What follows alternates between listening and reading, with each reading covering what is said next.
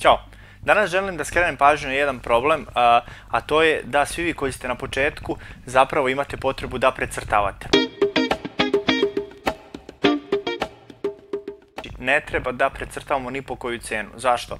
Recimo, ako uzmemo primjer da stavite neki papir na staklo, na dnevnom svetlu i pokušate da precrtate nešto onog ispod, kao sećate što smo radili u osnovnoj školi, to nikako nije dobro. Iz kog razloga? Zato što kao prvo verujem da ne poznajete anatomiju i samim tim pokušat ćete nešto vi tu kao da nacrtate gdje je koja tačka, međutim i pratit ćete slepo liniju, a nećete voditi računa da li taj obris zapravo odgovara karakteru toga što ste nacrtali. Naprimjer, pokušaš da precrtaš Mickey Mouse-a, dobiješ čičaglišu, a zamisli tek nešto složenije. Znači, konkretno precrtavanje mogu sebi da dozvole ljudi koji već imaju nekog iskustva i koji recimo rade ljudi portrete po narudžbini. Ok, njima je dovoljno da postave te neke glavne tačke, mada čak i oni kada uđu u što više i ne precrtavaju, ali kažem, za precrtavanje je potrebno neko iskustvo, osim ako ne želiš da ti crtež izgleda kao nekome ko je 5. razred osnovne škole. Znači, bolje je da uzmeš i da crtaš neki predmet i čak i ako je deformisan, ti zapravo bodiš njegov karakter, a to je najvažnija stavka u crtežu. Znači, potrudi se da uhvatiš karakter toga.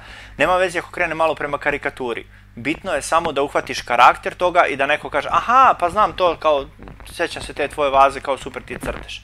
Znači, bitno je da izbacimo precrtavanje, da ne bismo zapravo i to nešto što je trebalo da ispadne super crtež napravili haos. Tako da nadam se da ćete usvojiti ovu lekciju i da ćete u buduće crtati prema živom modelu. Eto, samo toliko.